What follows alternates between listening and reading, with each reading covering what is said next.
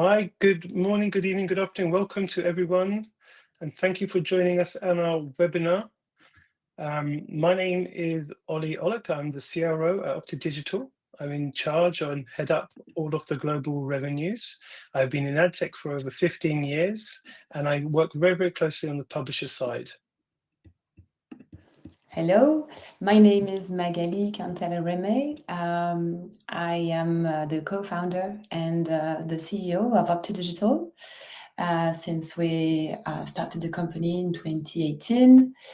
And together with Olly, I'm responsible mainly for building partnerships on the sell side and also on the buy side. And that's why we're here. Great. Very happy to see you all, and thank you very much for attending. Perfect. So without any further ado, let's move forward. Who are we? So just for you who don't know who we are Opti Digital. We were founded in 2018. We have been working mainly as a fully serviced monetization partner for our publishers, but we pivoted a few years back into an ad tech company that provides standalone ad technology that provide incremental revenues. So we're now working with several partners across the globe, not only just in Europe, but also in the UK and within the US. Mm-hmm. Magali? Yeah, one thing that I can say is also over time we have been improving and delivering always more value to media publishers. And we became a Google certified publishing partner, meaning that it's not only the technology that we provide, but also an expertise on third-party technology that we offer. We are compliant with GDPR, and thanks to our European roots, we had to become very skilled in content management.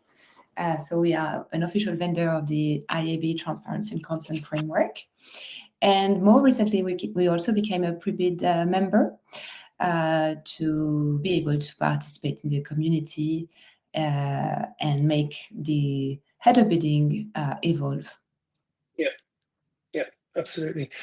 So, okay, let's move forward. Let's have a bit of an introduction and let's talk about what's happening in the marketplace. So for many of you that are with us and have joined us on previous webinars, you will know and understand that we conduct a lot of market research to understand what is going on in the marketplace and keeping our finger on the pulse. And in our last webinar, we also looked at what are the trends in the market and want to give you a quick overview of what is the reality for publishers today. So before we get into how we can provide you with better incremental revenues, let's look at the challenges. So the first one is audience loss. So what we're seeing is that in year on year, there was a 12% decrease in average session durations. And what does that mean for us and for the publishers? It means there's a reduction in the available impressions and of course, a reduction in revenues potential. Challenge two is the revenue and CPM decline.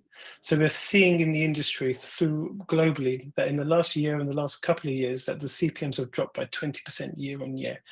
And it's particularly affecting display ads. It could be for a number of reasons. It could be due to AI. It could be used to people trying to have a different place to spend their money in different areas, maybe such as CTV or within video.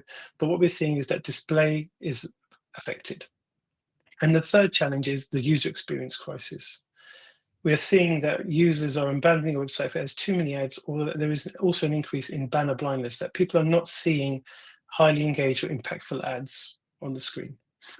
Magali, before we move forward, I know it's 3 different challenges there, but with respect to challenge 1, it might be a good opportunity just to quickly focus on Ad Manager Hub. Mm-hmm. Yeah. I mean, the figures that you see here are from 2024, and I think if we update them to 2025, they are not better. They're actually a bit more worrying. I think SimilarWeb reported like in Q3 decrease in the US of minus 20 to 25% of the traffic coming from search. Yep. And this is massive. And what we can say that the Opti Digital answer to this is that we have to protect as much as we can all this audience coming from Google and search engines. Yeah. And we developed a technology that's called Ad Manager Hub, which is a full stack ad management platform as an overlay to the Google Ad Manager ad server. And that technology has been totally re-engineered in 2023. So it's the lightest stack on the market. And this is extremely important because it's going to increase the ad speed. It's also having a potential positive effect on ad viewability and on performance, on revenues, but it's also having a very positive impact on web performance, which is taken into consideration by the Google algorithms as one of the elements, of course. And here, what we are interested in is more talking about the demand that Opti Digital can bring to publishers. Yeah. But it can be a very interesting conversations to have as well, to discuss about the stack weight that you may have, and which is a very big challenge for all the publishers that we are talking to very, very frequently on all the conferences and all the calls that we have with them.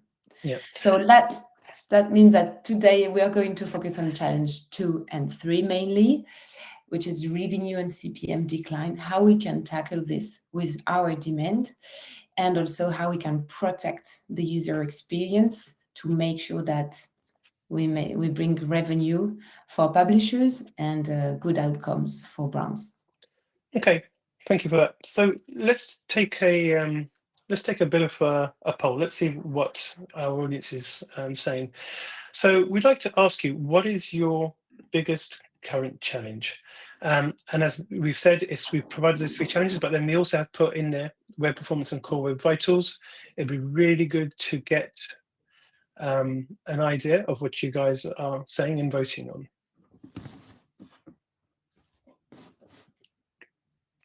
So you should see the poll on your screen right now and be able to answer. Yeah. So, okay, we've got some votes in. We'll give it just a little bit more, but we can see quite clearly a lot of people are looking at the same trends, revenue and CPM decline, audience loss, user experience is there, and then some people are talking about the web performance and core web vitals. I think this is exactly in line with what we're seeing when we're talking to publishers globally, Magali. Most people are concerned about the revenue and CPM decline, and in some cases, I also feel that when we go out in the marketplace and talk to people, there is a slight sense of panic as well with publishers, that they are making decisions that they would not normally make in terms to try and rectify and to get a slightly higher revenue. Mm-hmm. Now, also something that is interesting is that we see who is in the room today, and we are more talking to people in RevOps and AdOps and sales houses more than editorial teams and SEO teams. And of course, we see that you're more concerned about the revenue decline because you believe that in the end, audience is not really your problem. And I think this is also something that is a situation for a lot of publishers, that we have to stop working in silo and try to bring everybody work together on the same project, which is to build a business and to build an audience that you can monetize. So yeah, working alongside publishers to build out the correct digital strategy, of course. Okay, so how can we go about these challenges? What is goal number 1? Maximizing every impression value. So how can we go about that? So one of the things that we're seeing is, as we mentioned, we're seeing eCPMs year-on-year drop by 20%, if not even more, for display ads. So we have to fight the revenue erosion. So here, what is important is to identify and work with a partner that will bring you incremental revenue to the table. Magali, what are your thoughts on this? So I think it's important to not feel only as an advertiser or as a publisher, but to think about the global ecosystem of advertising. What is going to bring value to publishers is something that's going to bring value to the advertiser and to the end user. And what we are doing is actually bridging and creating this flywheel, this positive ecosystem, and by curating publishers' inventory and offering this very curated inventory to brands. Okay, so And let's that's how we believe that we are one of the partners that can be identified to bring value. So let's look at this then. So as you've mentioned, let's look at the full spectrum. So we're working with brands and advertisers on one side to ensure that they're, getting to place their ads on premium brand safe content, and to ensure that user retention and high visibility and stronger placements. So this is what we're doing on this side. What about for the publishers? This, you just mentioned it, curation and curated marketplaces, such a key word that people are talking about. What are we doing on the publisher side? So on the advertiser side first, I think it's important if you can bring back the previous slide. We are not going to be able to work with anybody because we are very focusing on very premium media publishers in order to bring value to the brands that we work with. So we're filtering first any MFA or any MFA-like publishing website or app that we believe has an ad density that is too high. We are also very careful about brand safety, so selecting domains, selecting apps that we want to partner with. And beyond those safeguards, we are able to bring brands and the advertisers in general, trading desk agencies, the capability to target very carefully, page by page, specific contexts. So with our AI-based contextual engine, we are able to deliver a campaign which is extremely well targeted with the environment. And we are going to reach to the audience in the best environment for the campaign. And that is very important. Yeah. And we actually go even a bit further down. We not only curate the domain and the context on that domain, but also the placement. And this is something that is quite novel because we are able to guarantee a certain level of user attention, very high viewability rates, a long time in view, a lower density on page. And all these metrics are very positive and are going to convey a good image to the media who host these ads, but also to the ads and to the brands that are delivering their campaigns on this media asset. Yeah. Okay. So let's now touch on the publisher side. Right. So on the publisher side, we are connecting publishers' inventories to the demand that we work with. It's very important to understand that we are focused on specific placements, at least for now. That may change. And we are bringing this flywheel effect, bringing a very high level of user attention to brands on specific placements. And usually we're very, very robust demand in the highly viewable placements, ATF, on sticky ad units, on mobile, on sticky footer, or on sidebar on desktop. And that enables to bring an uplift, a revenue lift, which is somehow between 7 and 10%, which is massive, by just connecting one partner in the auctions. And that is really making a difference by something which is actually very easy to connect. Yeah. So yeah, I agree with you. So what we do is different to a first price auction because we are predicting the level of engagement with that user and with that ad placement. And when we see that and we believe that we have that user engaged with us, we are very happy to pay through our teeth, our back teeth, to ensure the highest price possible, which actually gives that incremental revenue. So that is exactly the whole full picture of what we are doing. And when I talk to some of our partners and publishers that we work with, whether it's in gaming or within news, we've very quickly become one of the top 3 pre-bid partners due to this effect that we create. And then going back to what you said, brands and advertisers are actually looking for someone to curate the audience and pack it together in a nice way so they can actually buy it happily and ensure that they're paying directly to us at the best price. 100%. Yeah. Okay. So with that in mind, let's look at goal number 2, ensuring that we have engaging users with the best user experience. So let's look at the disconnect in the marketplace. Magali, what is your opinion on the first one? So at Opti Digital, we like to conduct researches, and one of the researches that we conducted about 2 months ago was across more than 1,600 users across the US and Europe, and the result was that 71% of online users will abandon a website if there are too many ads. And that's very, very scary.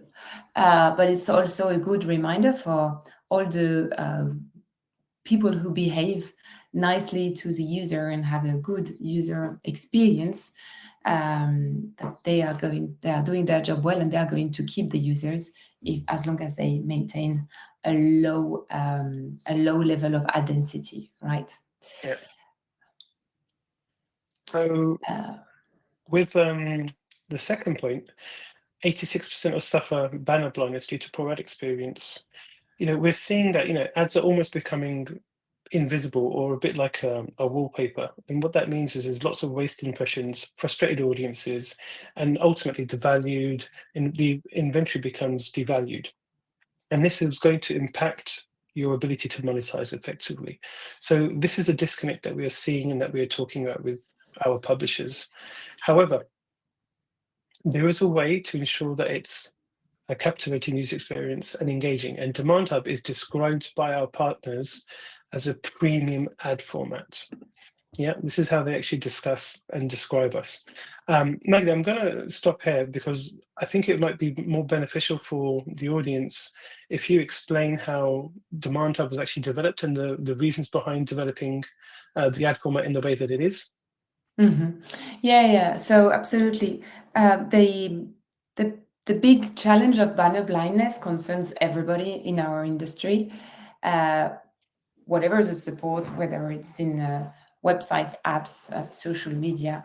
So one of the researches that we conducted earlier this year showed that when we asked users where they believe ads are better integrated within the content, they answered social media.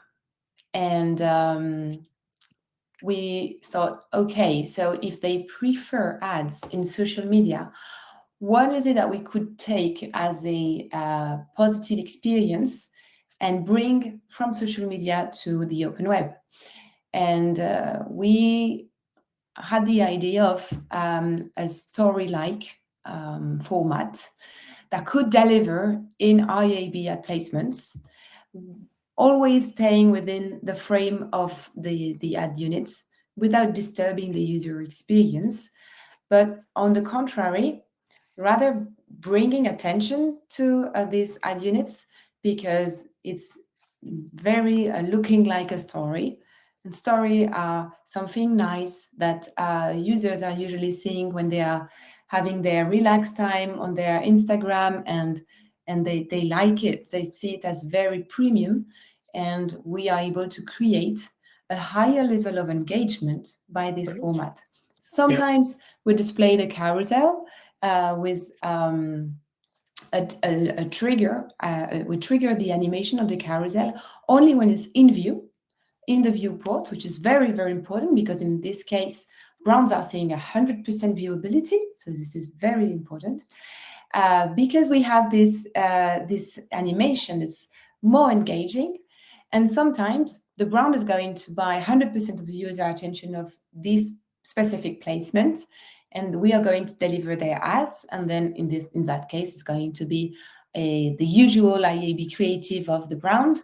Or we can also animate and create the story for one advertiser in our studio, and having be able to tell a story about the brand I don't know, for instance, this is a new car of this brand with a very beautiful image and an animation. And then the next slide would be the benefits for the buyer. And the third slide could be get in touch and the price, right? So we really have a lot of capabilities thanks to these formats.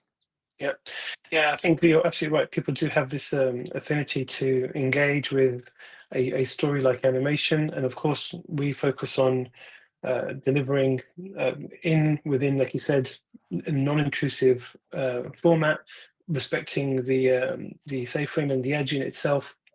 So we're able to bring best of both worlds and all the benefits of that format whilst maintaining the user experience. Okay. Yeah, that's very important. Also, it's true.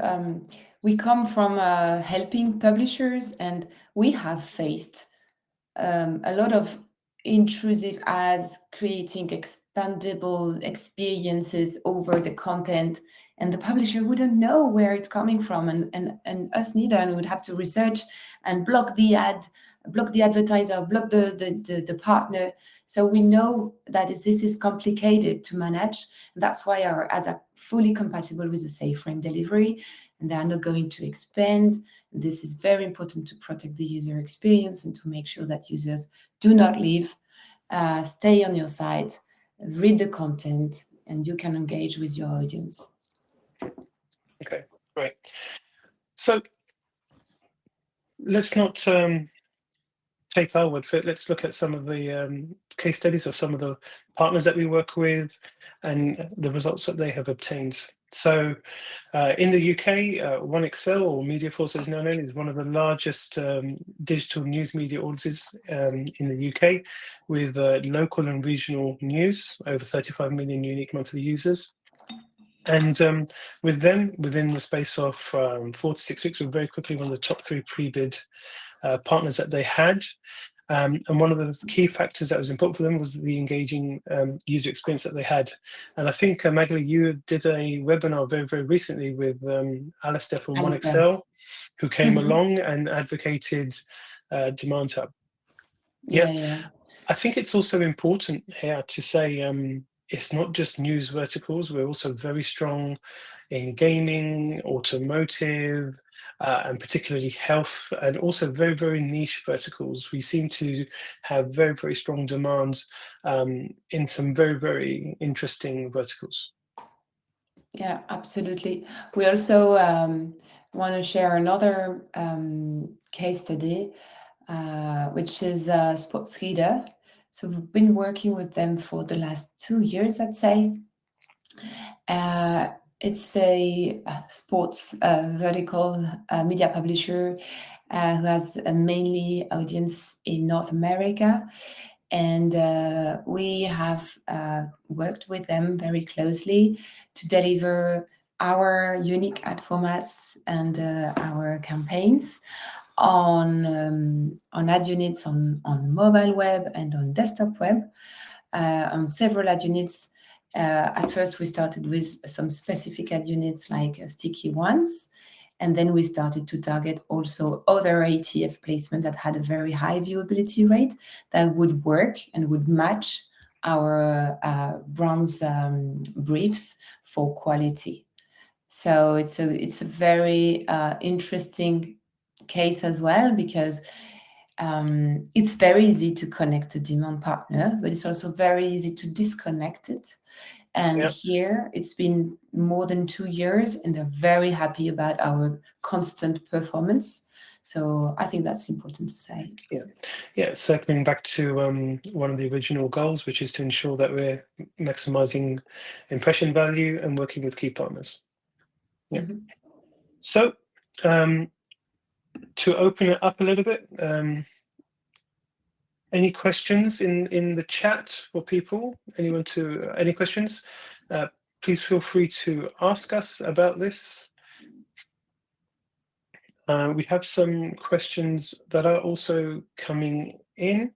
One of the first ones, Magali, can this be done client side or can it be done server side? So Our campaigns may be connected client-side and server-side through Prebid.js or any Prebid server wrapper, would it be Magnite or Pubmatic or any other. As long as there is a good cookie synchronization, we should perfectly work in both integration modes. Yeah, so we can do both. Okay, and next question, what kind of inventory does Demand Hub cover? So originally we were bidding only client side, so it was only in web. But now we are compatible with server side header bidding. We also bid on some app environments on different verticals. Of course, we come mainly from the news industry, so we can bring our demand to news media publishers in app, but not only, also in other very niche content or some of gaming and yeah. Okay. Next one we have, what kind of eCPM or results do we see? So, well, obviously it depends on the market, the placement, the vertical. In general, I would say that we are in the top partners in terms of CPMs, CPM value, and we usually have an uplift which is from 7 to 10%, and a strong bid rate, strong win rate. But again, it depends a lot. Yeah. We have some other questions that are coming in. How do you ensure that you only serve premium ad, referring to the Pulse Hub slide? Yeah. So we're doing several things here. The first one is we select the demand partners we work with, and we challenge them on the fact that we want a very qualitative campaigns. The second thing is we cannot take their word for granted, and we apply very strong floors. So we can decide on the flooring that we pass to the trading desk or the DSP, but we can also decide on the flooring together with the publisher. Because sometimes publishers think, oh, this is an ad unit which is quite visible, right? And it's new and it's animated. So can we floor it at a level which is a bit higher? We can, of course. And this has a positive effect because not all the bad advertisers can afford paying a high price. So here we are going also to add an extra safeguard. Another thing that we recommend to media publishers we work with is to deliver Opti Digital and actually most of their partners, which are like traditional ad exchanges, to deliver them in safe frame. And this is quite nice because that will avoid any kind of automatic redirect that is not nice at all, to see your users which are actually on a very premium website reading a content and suddenly are redirected to a very bad malware advertiser. That would be prevented thanks to the safe frame. Okay. Yeah. One more question. Recommending fewer advertising blocks but larger formats. Is that what we're saying? So we're not necessarily saying larger formats. We may deliver an ad experience that is original, that is more engaging, that is more premium within an existing ad unit, even if it's small.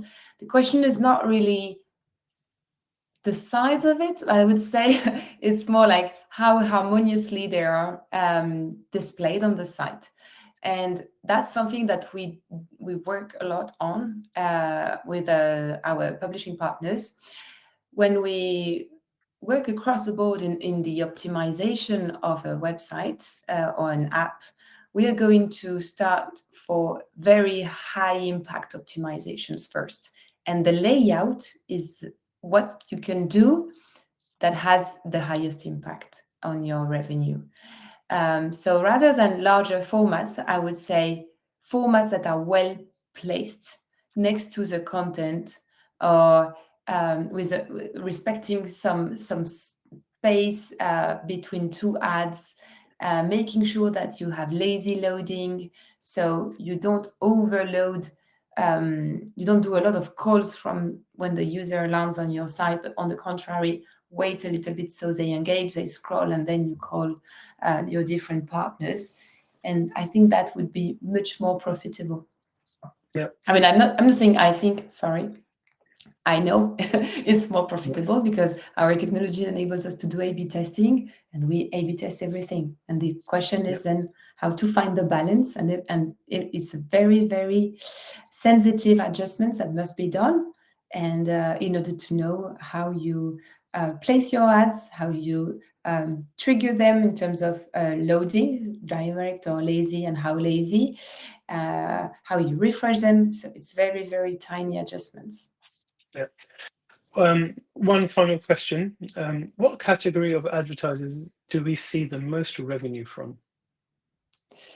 So that would depend a lot in the geos and the agreements that we have with agencies.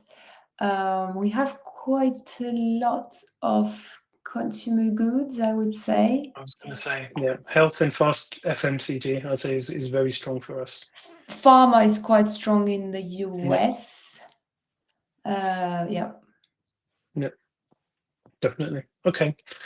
Don't see any more questions coming in. I'll ask one final one. How do you install Demand Hub? How long does it take?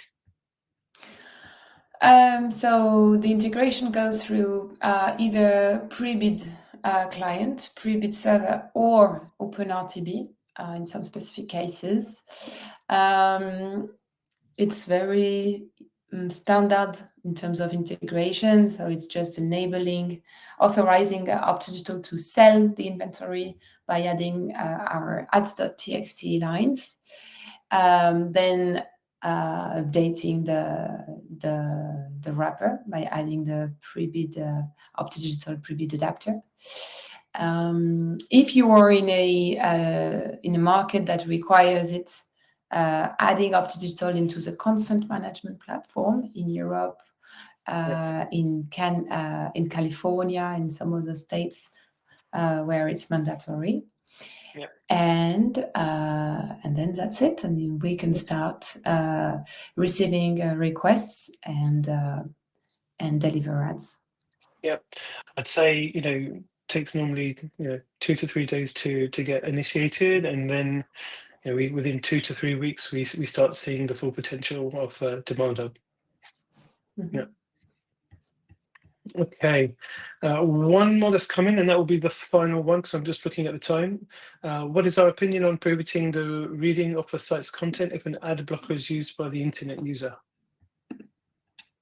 That's a question that has a very personal opinion, I think. Okay, so I guess that if a user really doesn't want to see any ad at all, I wouldn't force them to see any. I don't think that's going to be positive anyway. So my opinion, I wouldn't block the access to the content. I think there are some solutions and it's a question of marketing, really, to try to understand why would they block the ads, and trying to convince them by the quality of the content that they shouldn't block the ads and they should accept them and they should support the publisher.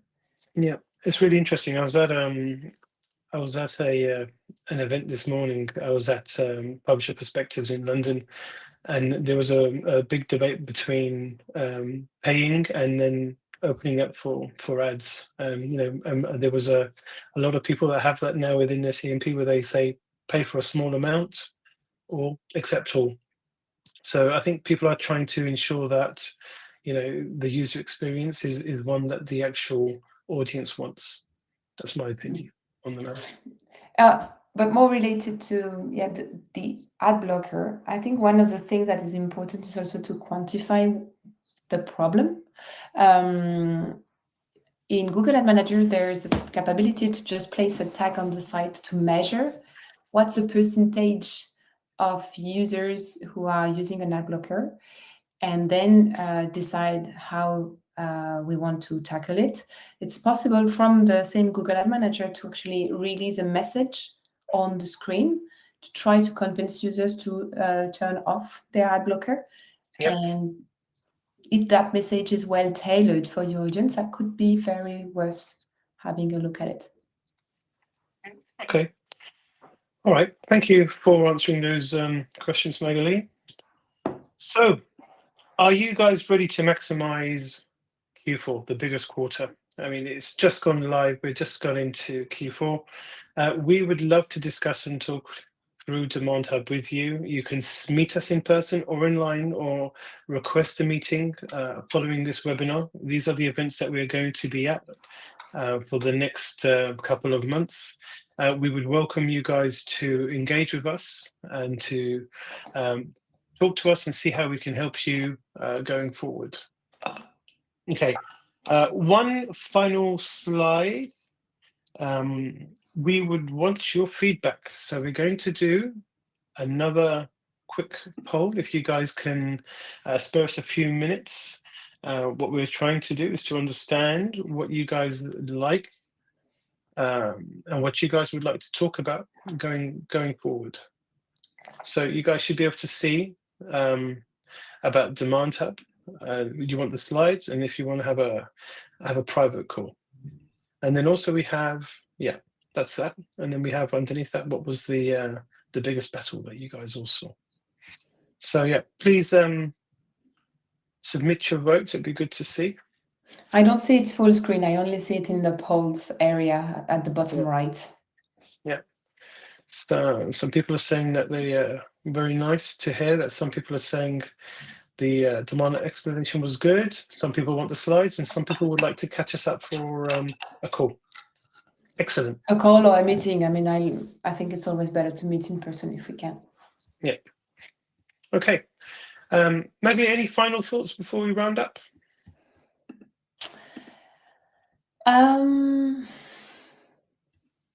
I don't think so. I mean, I think it's important to discuss, to understand, also for us to understand what's your situation, what are the issues that you're really trying to tackle. Obviously, demand is our Demand Hub is something that we believe can bring a lot of value, but we also offer a suite of technologies that are modular, that can be quite easily tested without waiting for the code freeze and jump into 2026. I believe that it's important to actually discover our offering, and if you want to know more about our technologies, then let us know. We're happy to talk. Yeah, as Maggie said, we're happy to do meetings in person or online. We just look forward to hearing from you. All right. Okay, so it just leaves me to say thank you very much to everyone for attending. We appreciate your attention, and we hope to see you soon on the next webinar. Thank you very much for attending, and wish you a very nice end of the day. Yeah. Cheers now. Bye-bye. Bye.